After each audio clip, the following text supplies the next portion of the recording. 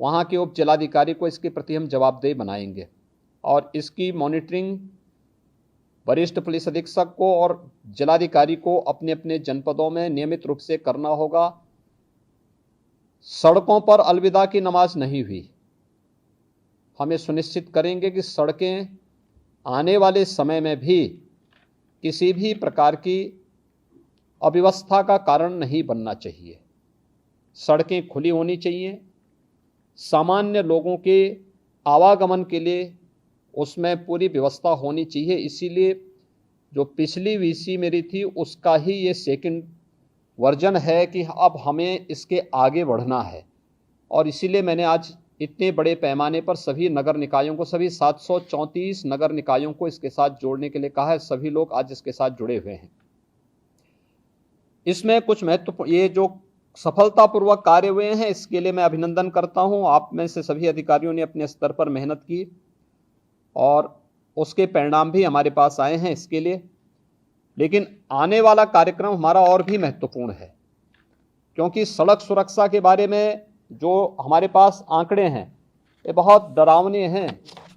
और उत्तर प्रदेश जैसे राज्य के लिए अगर आपको मैं आंकड़े बताऊं कि 2021 में 37,729 दुर्घटनाएं हुई हैं, जिनमें 21,227 लोगों की मौत हुई है और 24,897 लोग घायल हुए हैं। मरने वालों में जो 72% मृतक हैं उनकी जो एज ग्रुप है वह 18 से 45 वर्ष है और इसमें से जो ज़्यादातर मौतें हुई हैं लगभग 38 से 39% जो मौतें हुई हैं ओवर स्पीडिंग उसका मुख्य कारण रहा है।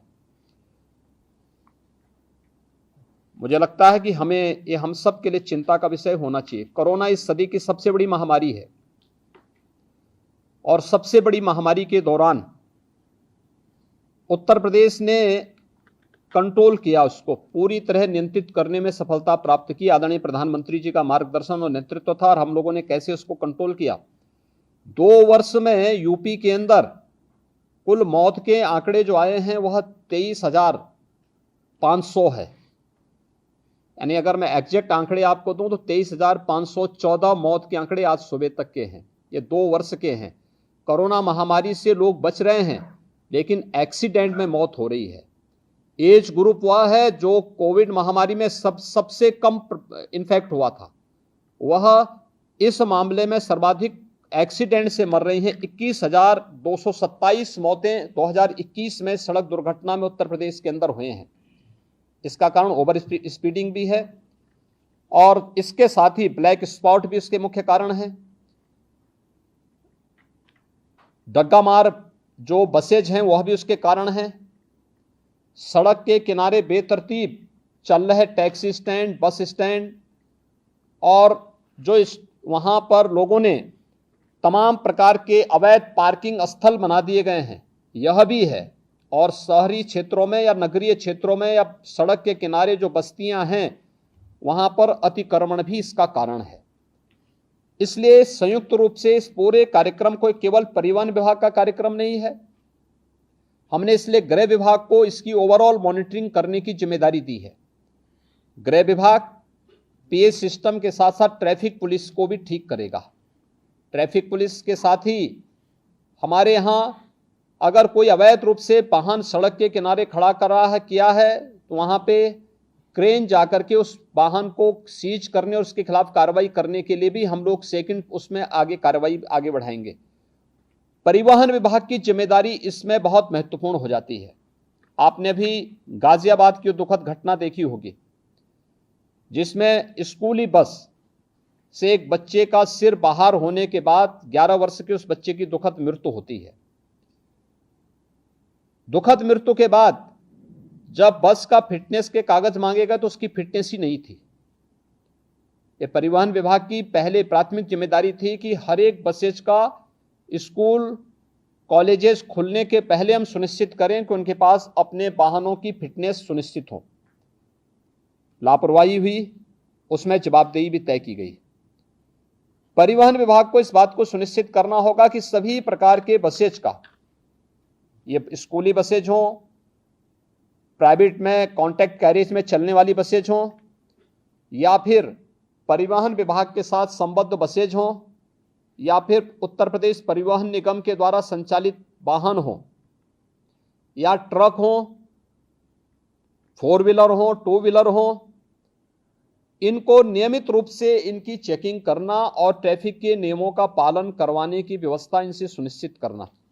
यह परिवहन विभाग सुनिश्चित करें, उनकी जो फील्ड में तैनात जो भी उनके अधिकारीगण हैं वे इसको सुनिश्चित करवाएं। पुलिस की मदद भी लें, ट्रैफिक पुलिस की मदद भी करें।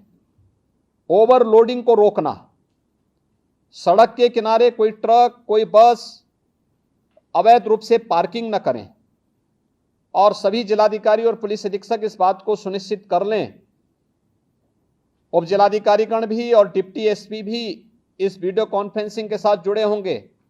वे इस बात को नोट करेंगे, किसी भी सड़क पर, वह हाईवे हो, स्टेट हाईवे हो, एक्सप्रेसवे हो, जिला मार्ग हो, नगरीय चौराहा हो, या कोई भी अन्य स्थल हो, अवैध bus stand, taxi stand, 3 wheeler stand, rickshaw stand या कोई भी इस प्रकार की अवैध गतिविधि नहीं चलनी चाहिए।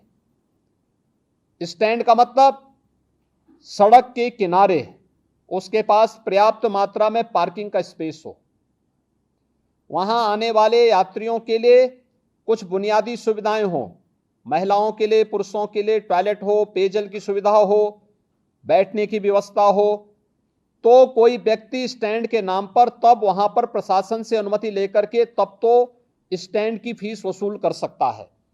लेकिन अगर सड़क पर कोई करता है तो उस पर अवैध रूप से संचालित इस प्रकार के सभी वो अगले 24 घंटे के अंदर बंद होने चाहिए। बंद होने के साथ ही हमें सुनिश्चित करें कि अगर कोई व्यक्ति इस तरीके के उसको करने का अभ्यस्त है तो उसमें एफआईआर लॉन्च करके, गैंगस्टर के अंदर एफआईआर लॉन्च करके उसमें फिर हमें उसकी पूरी संपत्ति को जब्त करना चाहिए। उसने इस प्रकार के अवैध वसूली से जो पैसा कमाया है वह राजकोष में वो पैसा आना चाहिए, इसकी कार्रवाई हमारी आगे बढ़ जानी चाहिए। इसलिए अवैध रूप से स्टैंड नहीं चलेंगे।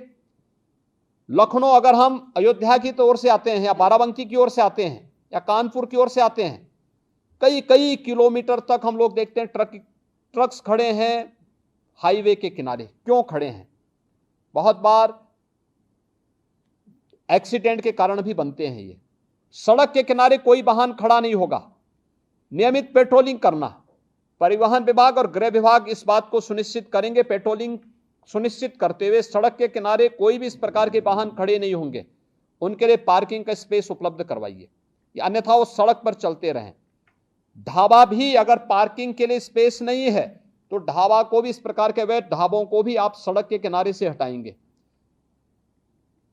एक्सप्रेस हाईवे हो, पीडब्ल्यूडी से जुड़े हुए मार्ग हो, नगर विकास से जुड़े हुए हो या किसी भी अन्य विभाग से जुड़े हुए मार्ग हो, अवैध अतिक्रमण इनमें से सब जगह हट जाना चाहिए।